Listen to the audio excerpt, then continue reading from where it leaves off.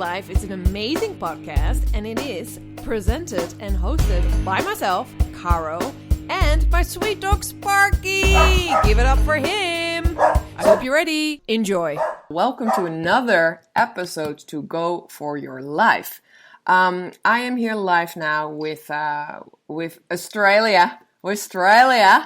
That country that I love so much. I left my heart there a few years ago, and I'm talking with one of my besties, Erica, today. Woo, woo, woo, woo. Yay! Yeah, because we're talking Amsterdam to Newcastle, right?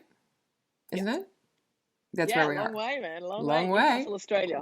What a connection, mate. And we've done about 5 sound checks, so we should be fine for this episode.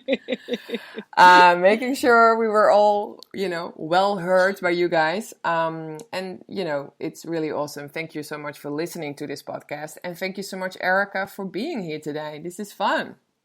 Yeah, thanks for having me, lovely. We chat normally, but this is a whole other way. This is like, but it's still chatting.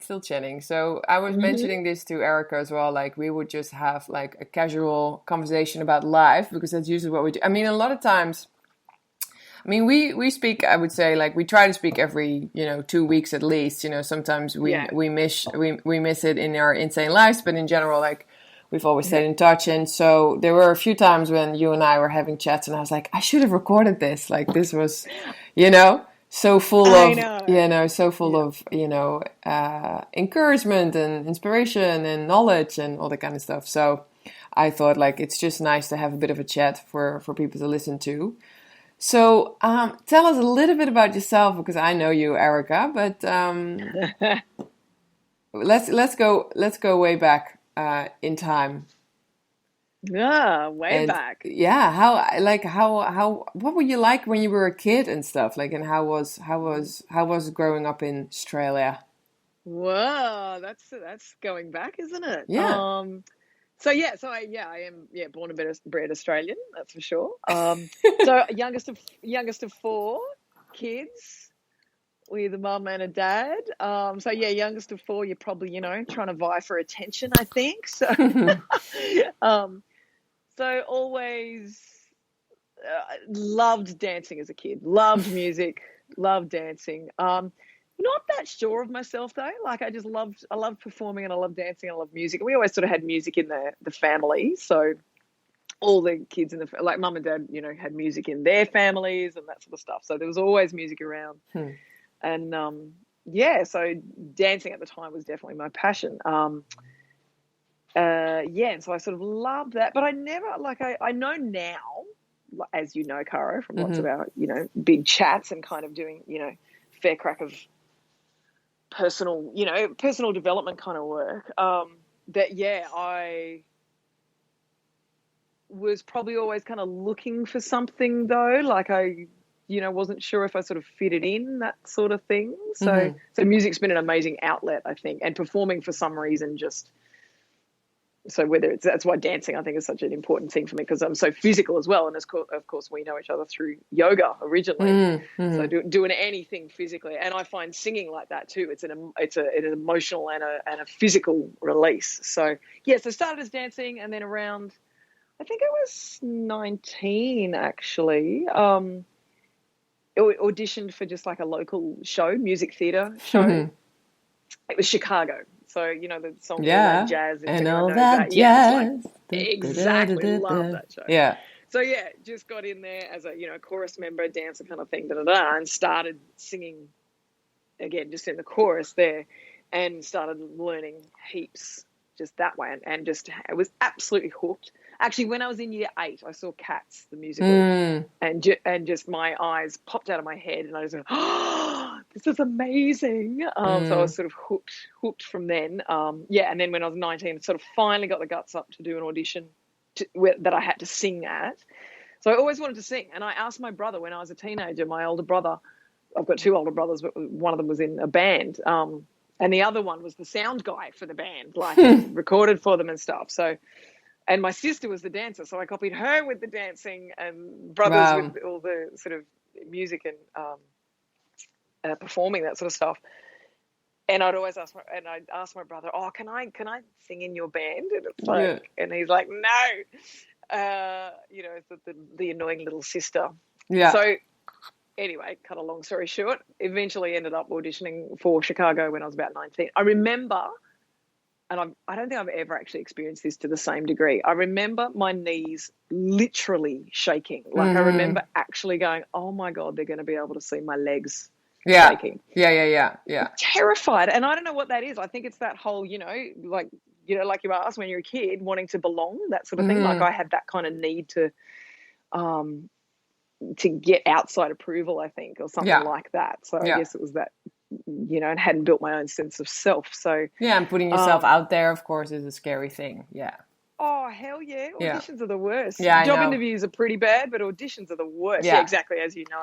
Like, anyway, so I kind of brushed it off and thought, oh, well, at least I did it. And then when I got home later that night, I'd gone to a friend's place on the way home or something. When I got home later that night, my dad had left this. It was really cute, actually. He'd left this note, like, taped in the doorway so I didn't miss it. Like, most of the lights were off because everyone had gone to bed. And this note hanging from the doorway that says, you got in. They called to say so you got cool. in. So anyway, and that started a whole lot of music theatre shows in my 20s and found my tribe, my peeps. Yeah, and then that progressed into, and then around 30 is when I first sung in a band or started as a duo. Yeah, and it sort of progressed from there. And so when you were doing your first musical theatre performance like that, where are we now in Australia? Like where did you grow up? That was in Canberra. So Canberra's the capital. So it's just about 3 hours south of Sydney. Mm-hmm. That's right. So it was just weird. It had this amazing music scene. Like it had this, or particularly like there was a really good school of music there. So I think that helped. So we had this extraordinary level of talent. Like about half a dozen of the people that I sort of met through there have gone on to be professionals, and we always worked with professional production teams. So director, musical director were always professional musicians, professional directors. Us performers were amateurs, but so hell of a good learning ground. And then so doing when you were doing all this musical theater and you were in these shows, like do you actually also get like proper training on singing and dancing, and or is it like how did that work? So yeah, I did a bit. So I was always working a job, like a day job as well. So this was always part time. No,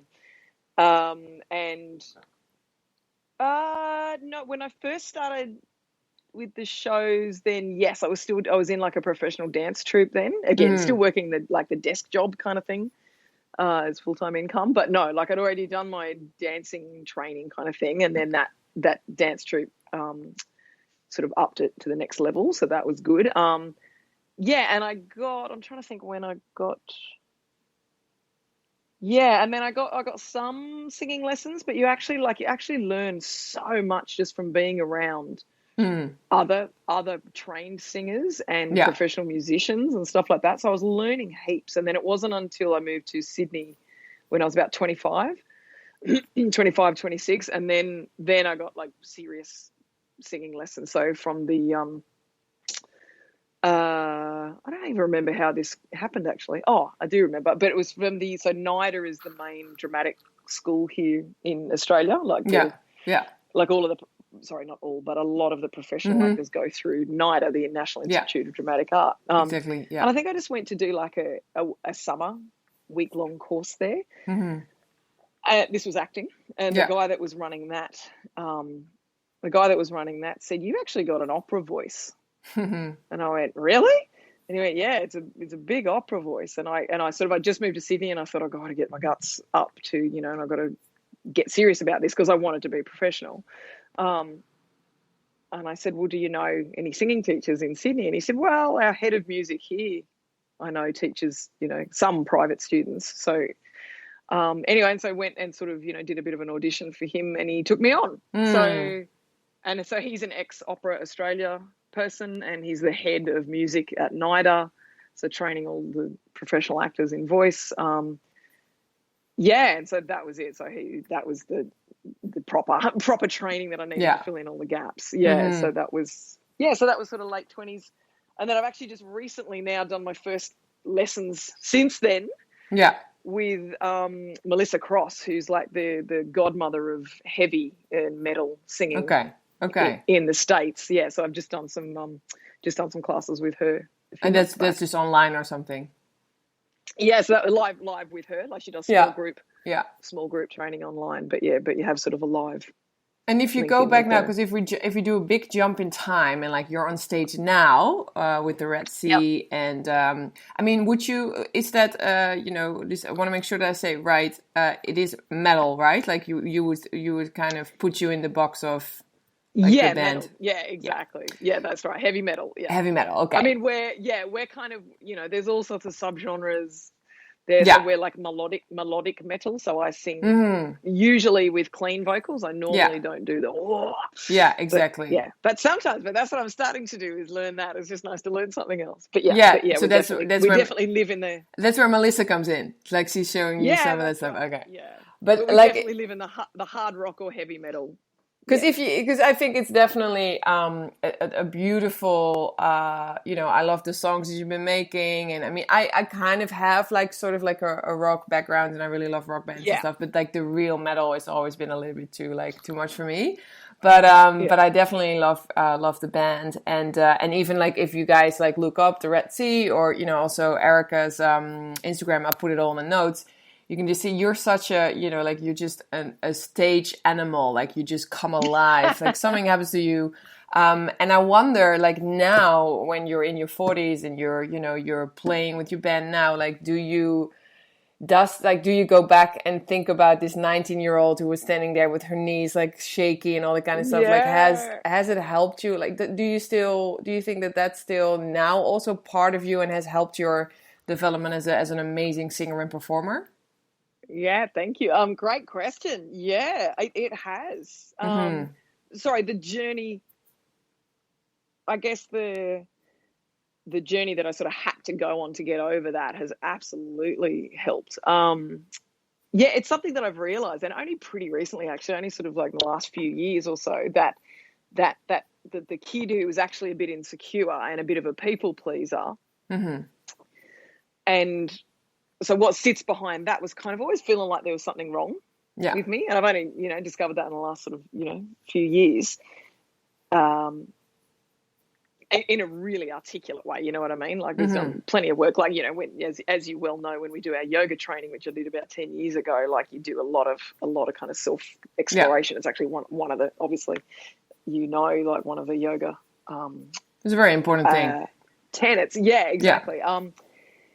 But it was only in the last few years that it really sort of crystallized that, wow, okay, that feeling like there was something a little bit wrong, or that I needed to fit in or not quite be myself, it actually meant that I was continually working on myself.